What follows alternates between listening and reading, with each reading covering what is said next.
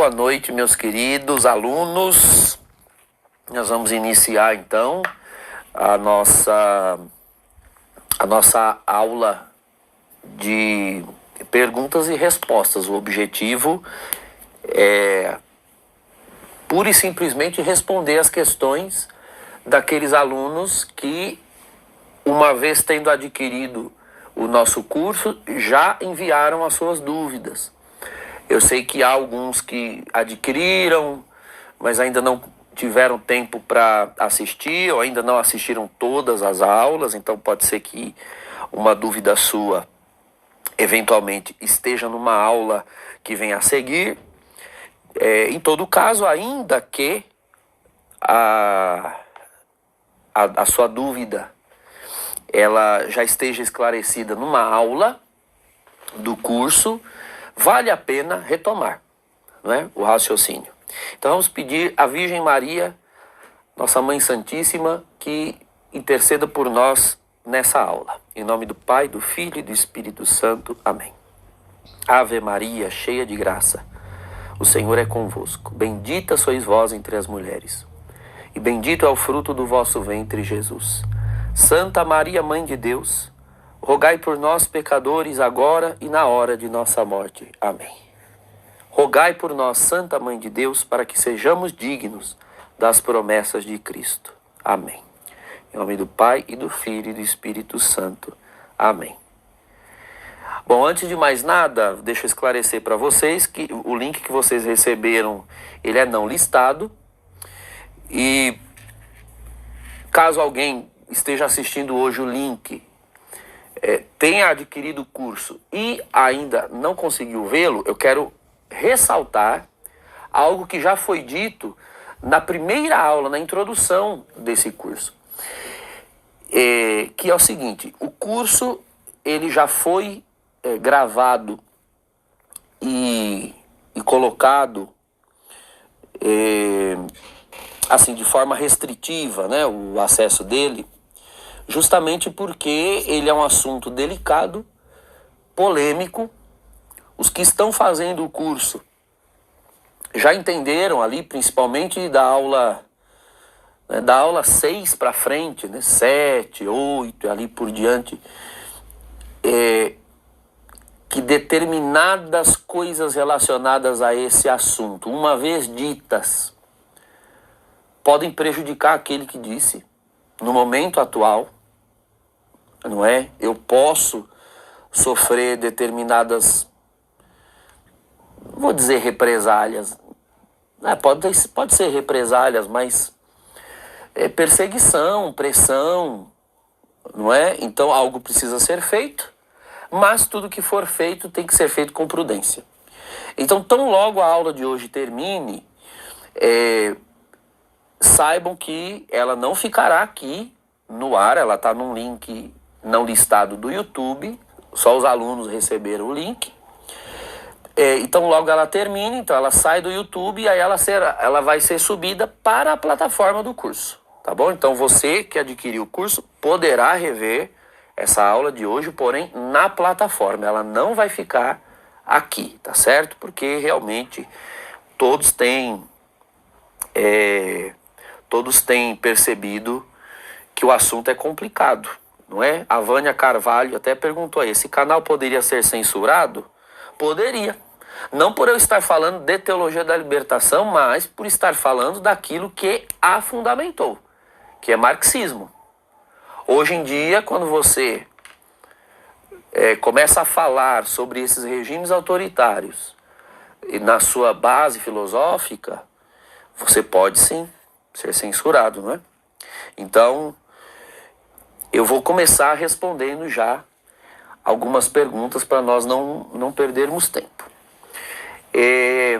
Pergunta da Graziela Maria.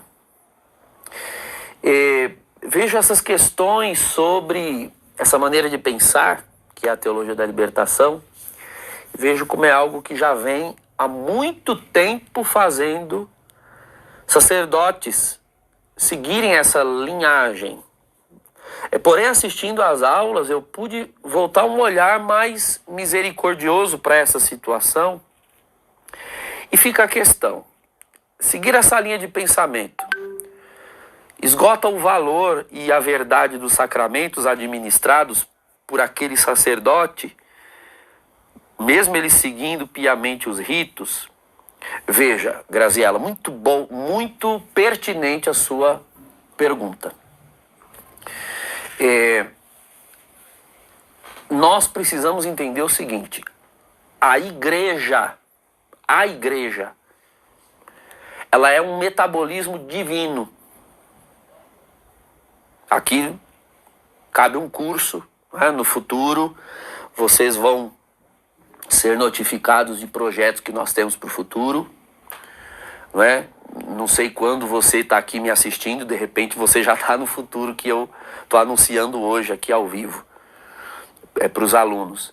Mas haverá a possibilidade de nós fazermos, de vocês serem meus alunos em tempo integral, não é? Com aulas frequentes. E lá nós vamos ter aulas, por exemplo, sobre igreja, né? Aulas de eclesiologia. Mas por hora basta que você entenda o seguinte: a igreja é um metabolismo divino. Quem opera na igreja é Cristo por meio dos sacramentos e por meio dos seus ministros, tá?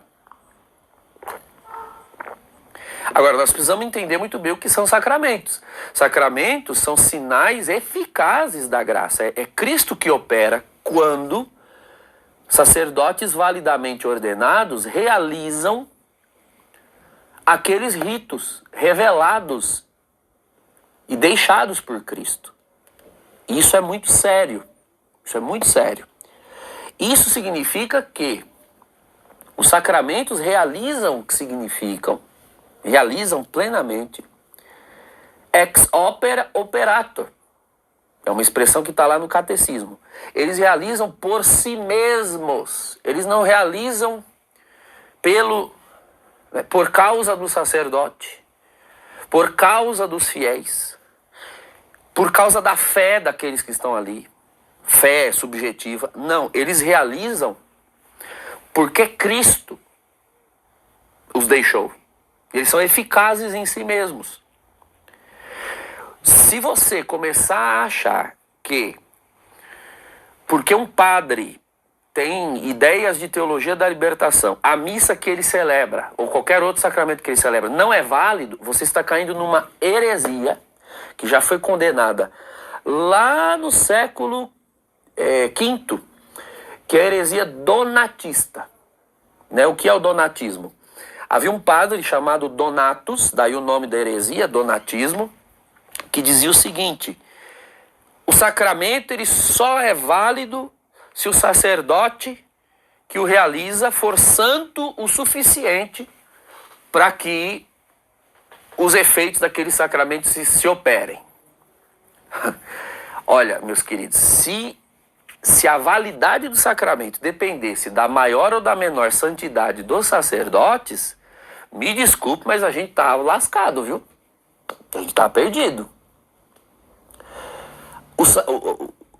A santidade do sacerdote é fundamental para que o sacerdote usufrua dos efeitos do sacramento, mas não a igreja. Se Cristo disse que a água, uma vez orada, cai na cabeça de alguém, sob a fórmula: eu te batizo em nome do Pai, do Filho e do Espírito Santo, e aquilo que está sendo feito em nome da igreja, em contexto de fé cristã, então você tem matéria, forma, intenção e um ministro válido do sacramento, acabou, filho. Acabou. É sacramento. Então você tem lá um padre que gosta de fazer invasão de terra, que usa paramentos muito relaxados, né? Uma túnica morcegona, que a gente chama, né? Aquelas túnicas que fazem assim, é bem estereótipo de teologia da libertação. Vai ter uma aula que vai mostrar essas coisas. Estola de crochê, celebra de chinelo, de sandália, tá pouco se lixando. Mas você sabe que ele foi ordenado por um bispo da Igreja Católica. E ele é padre da Igreja Católica. Validamente ordenado. Se ele pegou uma hóstia feita de farinha e água, portanto matéria válida, e um cálice com vinho verdadeiro, se na hora da missa ele pronunciar as palavras, meu filho, ele pode fazer invasão, ele pode ser eu ia falar latifundiário, mas é o contrário, né? Ele pode ser invasor de terra, ele pode ser do MST, ele pode ser sindicalista, ele pode ser, ele pode até ter um caso com alguém na paróquia, ele pode ter um pecado mortal gravíssimo. Se ele fez o que a igreja manda fazer quando se celebra um sacramento, esse sacramento é válido. Ponha isso na sua cabeça. Ah, mas ele tem um caso com alguém e ele é PL. Tá, então ele vai pagar por isso. Ele não usufrui dos efeitos do sacramento. Ele não usufrui. E você, por saber que a moral daquele sacerdote não é uma moral reta, acaba sofrendo com isso. Agora, põe o sofrimento no lugar dele. Então, o lugar de sofrimento é aqui, no seu coração. A fé da igreja, ela não é afetada pelos nossos sentimentos, pelas nossas emoções ou pelos nossos achismos. A fé da igreja é um dado revelado. Se é um dado revelado, é divino. E se é divino, nada que nós, seres humanos, façamos afeta isso aqui. Entendem? Então põe isso na cabeça. Mas, padre, fizeram um show na missa, fizeram um monte de abusos na missa, não cantaram a letra do Glória certo, não fizeram o ato penitencial certo, trocaram as leituras da missa. Aí na oração eucarística todo mundo rezava junto. Aí ficavam cantando música o tempo todo. Aí entrou um coco pegando fogo e umas baianas dançando no ofertório. Tá, minha pergunta é: o padre leu a oração eucarística? Sim, o povo leu tudo junto com ele, tá? Eu quero saber se ele recitou. Recitou, ok. A hóstia era hóstia? Sim. O vinho era vinho? Sim. Então, meu filho, foi uma missa válida. Profanada, agredida, mas foi missa. O que torna mais grave, né, os abusos. Seriam menos graves se realmente não fosse válido. Porque se não fosse válido, então não era a Eucaristia mesmo. Logo, Jesus não estava ali. Ok, mas não é o caso. É sacramento válido? Sim. Então, isso é importantíssimo. Você que quer compreender a fé da igreja, que quer ser um bom católico, você saiba separar as coisas.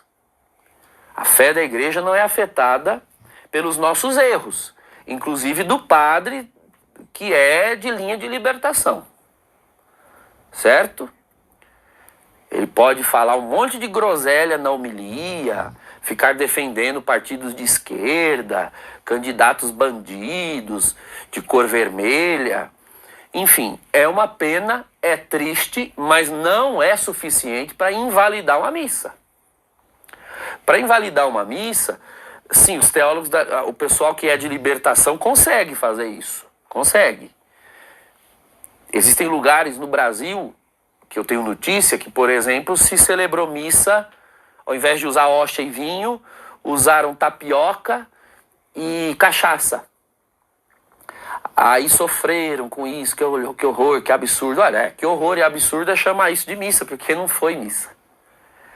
Tapioca não é matéria válida para a Eucaristia, tampouco cachaça, ou caldo de cana, ou o que quer que seja. Então nem foi missa, não houve sacramento. Porque não tinha matéria para isso. A matéria não era válida, não é? Então,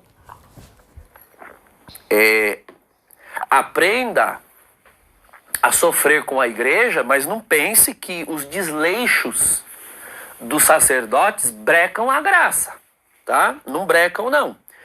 Inclusive, Pode ser que o padre que por ser de teologia da libertação, por ter sido formado na teologia da libertação, pode ser que nem ele acredite na presença real de Jesus na Eucaristia, viu?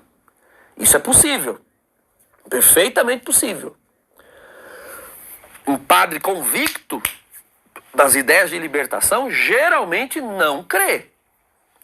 Geralmente não crê. Para ele a missa é um símbolo, nós vamos ver isso lá pela aula 9ª ou 10ª do curso. Ela é apenas uma reunião social, aquilo ali é um símbolo, e não tem nada disso, de transubstanciação, etc. O que eu te digo é, ele pode morrer sem crer. Quando ele morrer, no juízo dele, Deus mostrará o que é que estava na mão dele. Mas estava na mão dele, ele acreditando ou não. Porque ele foi ordenado, ele tinha o poder sacerdotal. Acontece que aquelas ideias o impediram de entender o que ele realmente era. Porque também quem é formado em ideias de libertação não tem a correta teologia do sacerdócio, então eles não sabem o que eles são. Eles não sabem o que é o sacerdócio ordenado e, por consequência, não sabem o que é a Eucaristia. Para o sacramento não tem problema. Tem problema para ele, né? E tem problema para o povo que é pastoreado por um sacerdote desse, porque esse povo nunca vai ser ensinado também, né? Não por ele. Não por ele. Hoje em dia, meu Deus, quantos dos meus alunos aqui têm padres assim nas suas paróquias, estão sofrendo com tudo isso, mas aprenderam.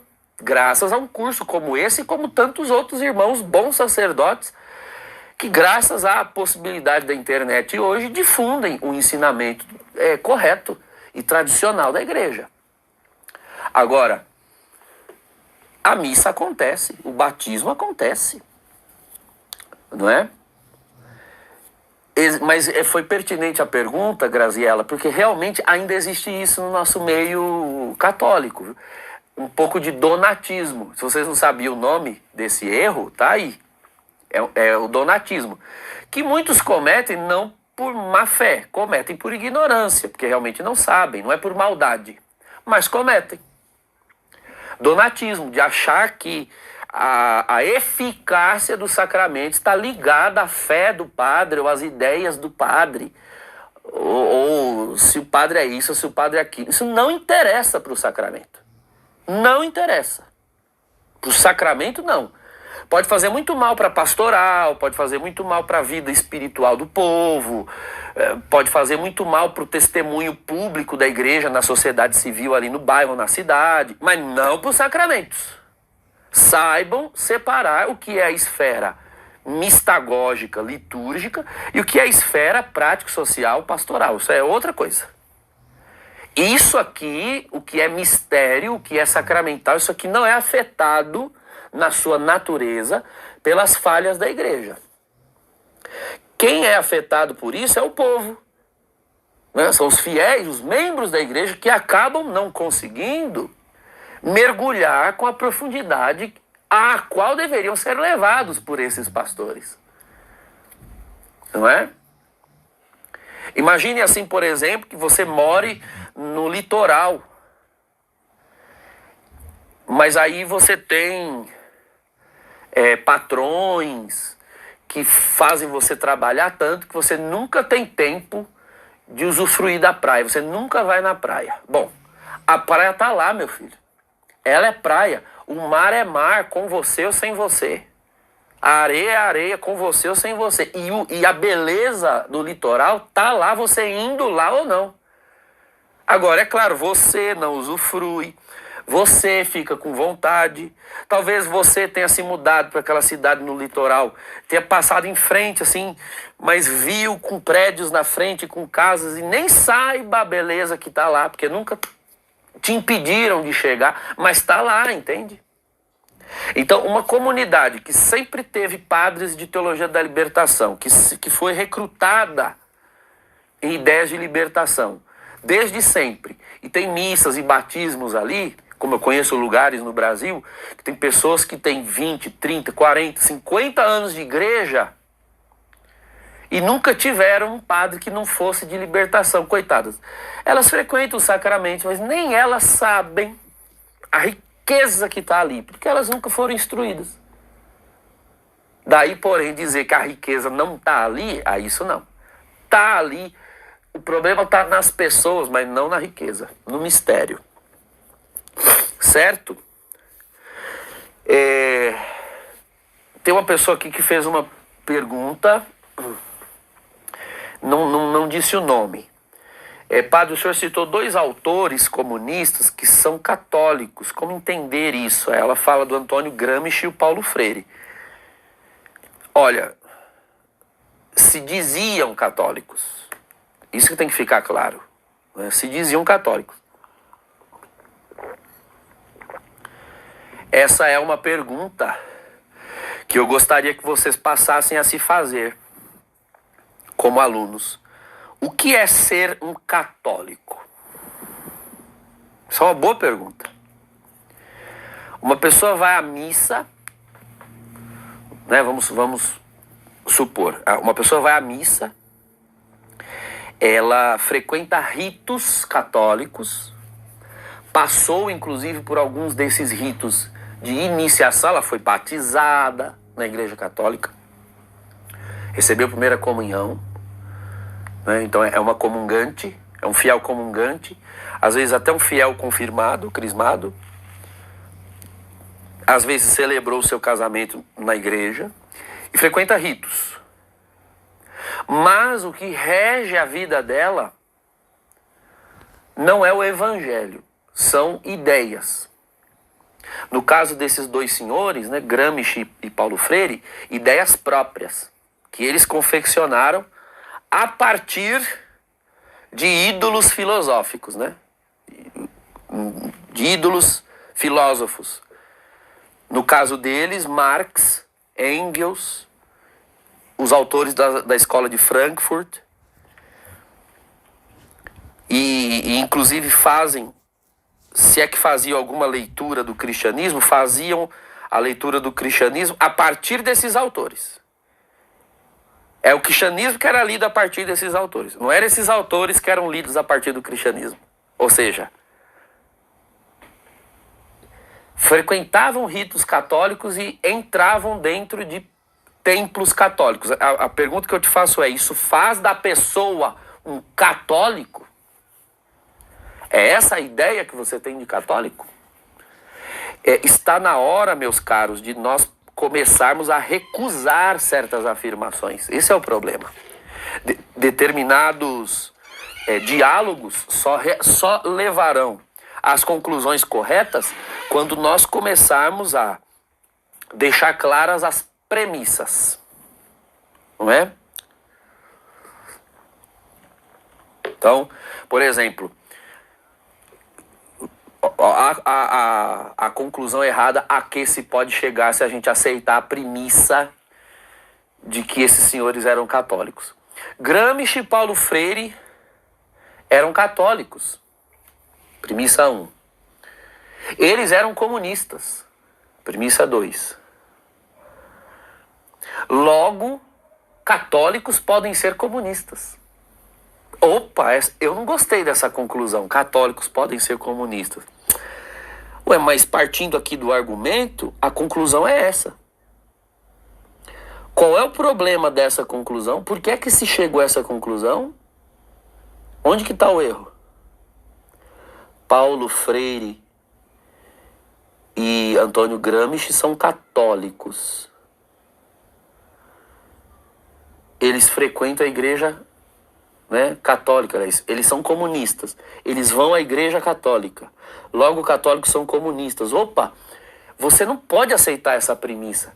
Quem diz que eles são católicos? Isso é parâmetro de catolicismo?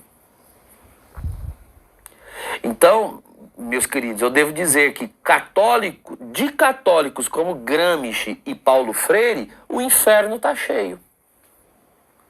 O inferno está lotado. Pode ser que tenha católicos de outras ideologias também. Eu tenho certeza que tem grandes liberalistas e grandes capitalistas no inferno também. Né? Quando eu critico o comunismo, eu não estou com isso dizendo que o liberalismo é a saída. Para mim, a única saída é Jesus Cristo. E o evangelho genuíno, autêntico. Só isso. Então, cuidado, não é? Com as premissas que você aceita. Se você leu em algum lugar, não, Antônio Gramsci era muito católico. Filho, ele era comunista. Não é possível que alguém, sendo um católico às forras, flerte com esse tipo de ideologia de forma tranquila. De forma tranquila, não. Que flerte com pontos que por coincidência essas ideologias defendem, eu consigo entender. Por exemplo, essas ideologias defendem a libertação dos pobres. Bom, libertação dos pobres é algo que eu também quero. É algo que eu também quero. Então o senhor é comunista? Bom, depende. Que tipo de libertação dos pobres o comunismo quer? Libertação social. Bom, eu também quero uma libertação social. Mas para fazer... Então, beleza, estamos concordando até aqui. Mas para fazer a libertação social, a gente tem que matar a religião. Opa! Então, me desculpe, mas a gente conseguiu concordar até o primeiro parágrafo. Do segundo para frente, a gente não concorda mais.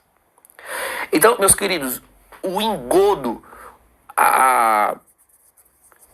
o embaraço, vamos assim dizer, que existe na nossa igreja, de achar que ideologias de esquerda socialista e fé cristã são simpáticas, se dão por causa disso, por causa desse erro. Aqui que está o ardil. Se dá pelo fato de que a gente consegue concordar até o primeiro parágrafo de um livro. Mas não é porque eu concordo com você no primeiro parágrafo que eu concordo com o resto do livro. Porque nós dizemos querer a mesma coisa, mas os meios que você propõe para atingir esse objetivo não são os meios que eu creio serem os corretos. Então é aqui que muitos se enganam. E quando eu digo muitos, são muitos mesmo. De cima para baixo, viu? Do clero ao povo. Existem clérigos na nossa igreja que têm a convicção interior de que o evangelho traduzido em termos sociais é mais simpático a ideias de esquerda do que qualquer outra. Eles têm convicção disso. E por quê? Nós vimos isso numa das aulas. Porque eles jogam com palavras. Pobres, justiça, libertação. Bom, sempre foram palavras do cristianismo. Então, claro, eu sou um cristão. Eu tenho amor aos pobres. Eu quero, em nome de Cristo, fazer do mundo um lugar melhor. E eu quero levar libertação, porque o meu Senhor é um grande libertador. Nossa, então, a hora que aparece uma ideologia propondo isso, parece até que ela está lendo os meus pensamentos e traduzindo os meus anseios. E aí entra. E foi o que a igreja no Brasil principalmente fez. Vamos se juntar, principalmente ali nos anos 80. Não, vamos se juntar. Pelo visto, pelo que parece, este projeto de sociedade está bastante de acordo com os anseios que nós temos, anseios evangélicos que nós temos para a nação. Então a igreja começou a se unir àqueles movimentos operários, aqueles movimentos sindicais, principalmente aqui em São Paulo, na região do ABC, centro de São Paulo, um pouco aqui da região oeste. E foi aí que surgiu o Partido dos Trabalhadores. Não é segredo, não deveria ser segredo para ninguém. O Partido dos Trabalhadores aqui no Brasil existe graças à Igreja Católica. Quando eu digo Igreja Católica, eu digo setores do clero. que ofereceram as comunidades de base para proliferar aquelas ideias, que ofereceram as estruturas, os prédios, as salas, os salões de reunião da igreja para as primeiríssimas reuniões. Então eu costumo dizer que foi a igreja que chocou o ovo que o comunismo botou no Brasil. Foi a igreja que chocou esse ovo. Infelizmente. Porque realmente parecia que aquele projeto de sociedade desejado por aquele partido estava de acordo com o que nós desejávamos evangelicamente para o Brasil. Reunião do Manaense. Só que o que acontece é o seguinte, é que quando eles chegaram no poder, eles mostraram quais eram os meios que eles queriam usar para fazer a tal justiça social. E esses meios não só não fizeram a justiça social, como implantaram um grande regime nunca antes visto de injustiça, corrupção, maldade cronificada. O que já era tragédia anunciada pelo fato de que nós estamos lidando com pessoas formadas por ideias comunistas, por intelectuais comunistas. Não pode dar certo. Não é? Não podia dar certo. Não era pra então, dar certo mesmo. Não era pra existir vamos um tomar reino cuidado.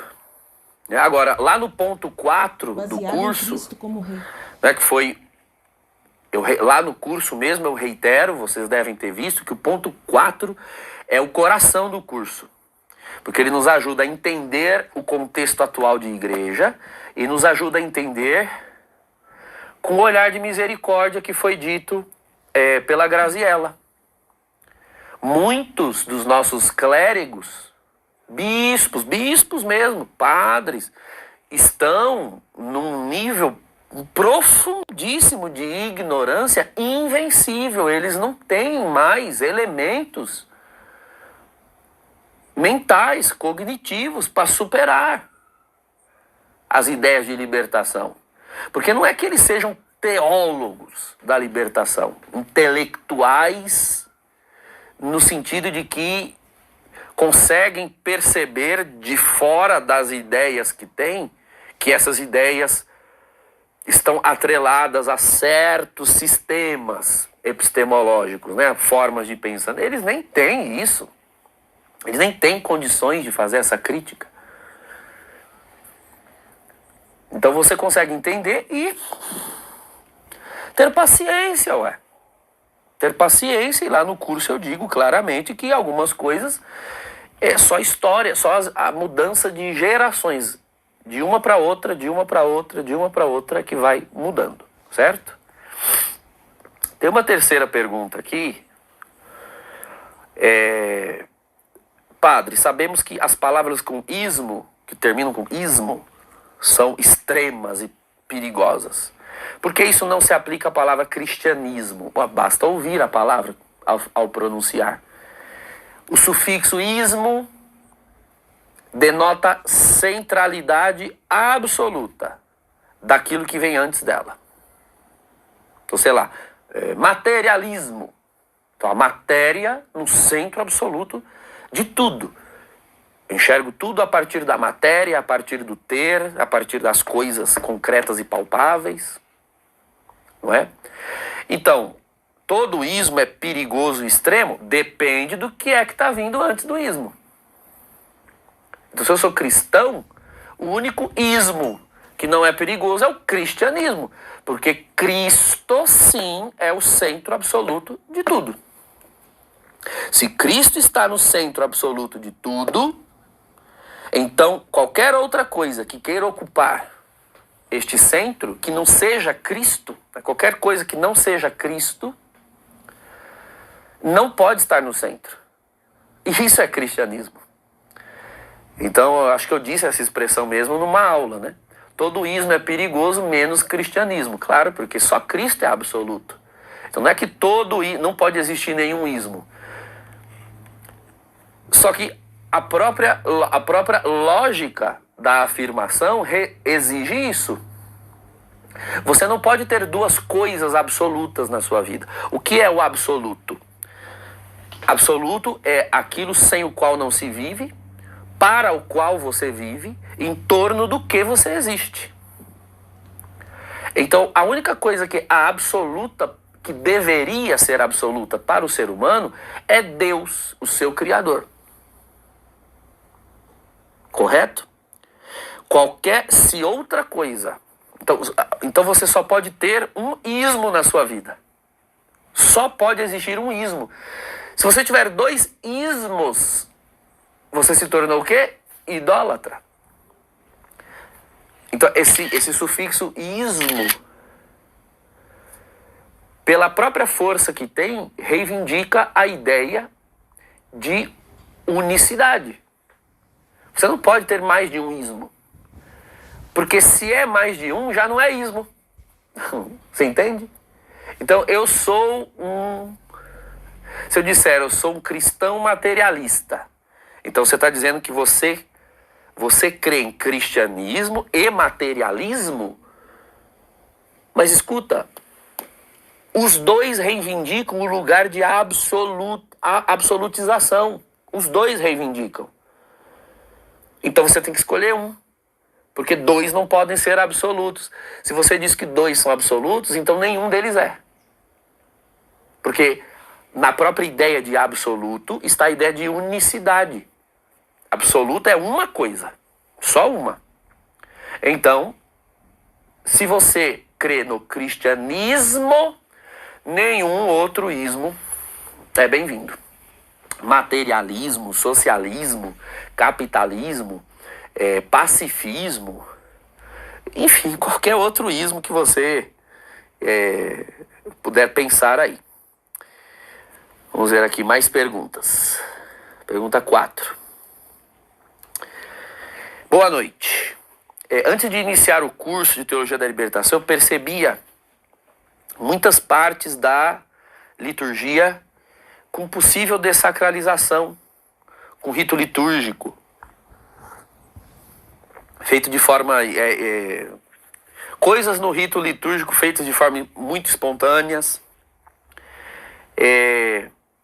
respostas orientadas, como responder com Ave Marias, não entendi essa parte. Partes que é para o sacerdote rezar sozinho, ele põe os fiéis para rezar juntos.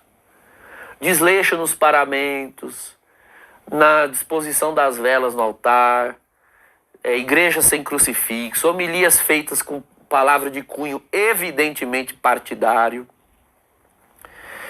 missa como uma aparente festa e com dispersão dos fiéis que conversam o tempo todo. No meu caso, eu sofro bastante com tudo isso e muitas vezes penso que estou sendo escrupulosa, mas ao mesmo tempo me vem ao coração as palavras de Jesus: o zelo pela tua casa me consome. Sempre partilho isso com minha irmã e temos o mesmo entendimento. O que fazer? Como proceder? Veja, você citou um bom evangelho.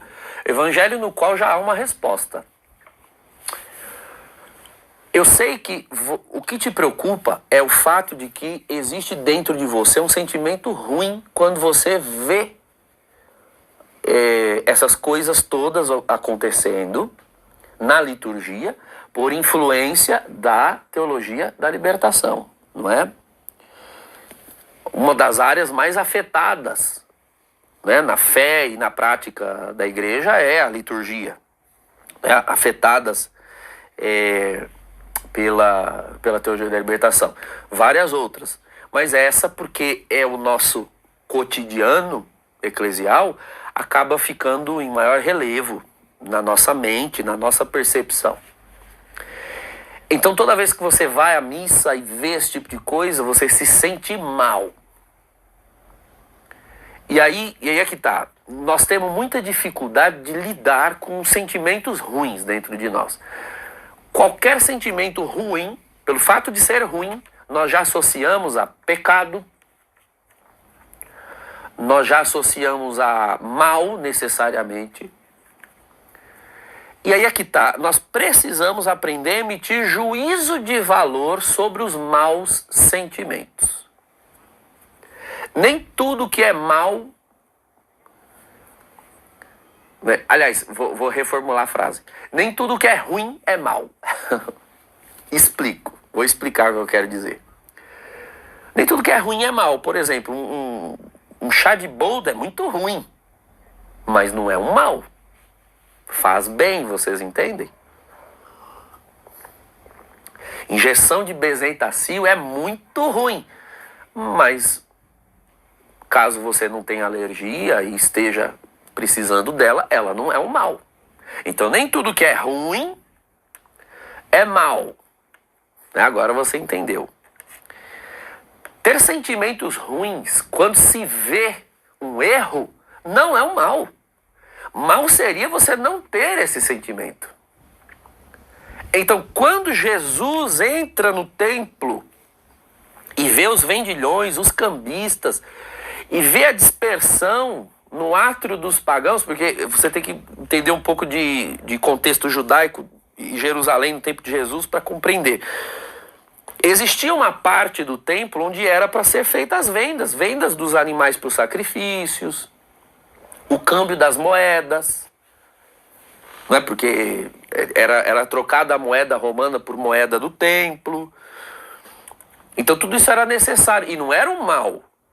Veja, você veio lá de Éfeso, veio prestar culto a Deus em Jerusalém, tem que oferecer um sacrifício como mandava a lei. Lá uma pombinha, rolinhas, uma ovelha, um cordeiro, enfim. Você não vai trazer de Éfeso um animal. Não tinha como viajar dias, semanas de navio, de montaria com um animal na mão. É óbvio que você vai levar o dinheiro e em Jerusalém você compra. Então, esse mercado existia para facilitar, inclusive, o culto. O problema de Jesus não é com vender as coisas. O problema é o seguinte: o Evangelho deixa claro que existiam pátios, o templo tinha pátios. Então você tinha o pátio dos pagãos, que era o primeiro, ou seja, aqueles que não eram judeus de nascimento podiam entrar até ali para prestar culto a Deus. E aí, do pátio dos pagãos, você tinha o pátio das mulheres, depois o pátio dos homens, e em seguida o santuário, o santo, onde só os levitas e sacerdotes entravam, e lá dentro o santo dos santos. Então eram camadas. Era assim. Essas vendas, ao invés de serem feitas lá fora, no templo, estavam sendo feitas no pátio dos pagãos. Ou seja, tirou dos gentios o direito de prestar culto, porque tomou o pátio deles. Ali também já era para ser um lugar de oração. Não era para estar vendendo nada ali.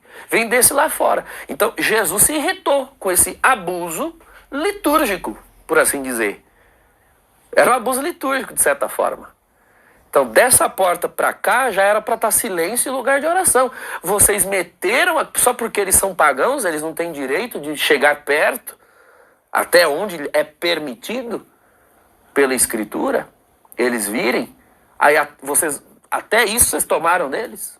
Então, Jesus ficou irritadíssimo. Aí você vai dizer, então, que Jesus pecou, porque ele ficou irritado? A irascibilidade em si mesma, né, a irritação em si mesma, não é boa nem má.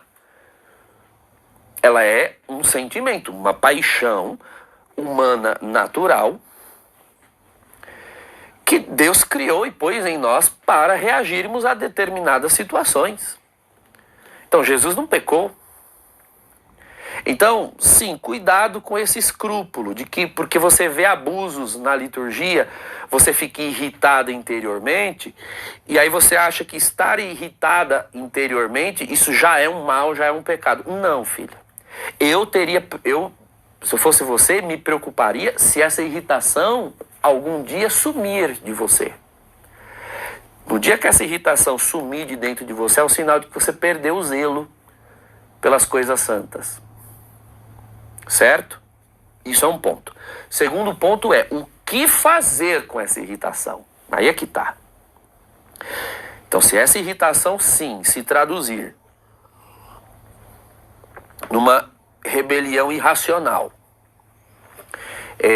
em difamação, etc., né, em pecados contra a caridade, em relação ao seu pároco, às lideranças da sua comunidade, bom, aí é evidente que você não vai mudar nada agindo dessa forma, não é?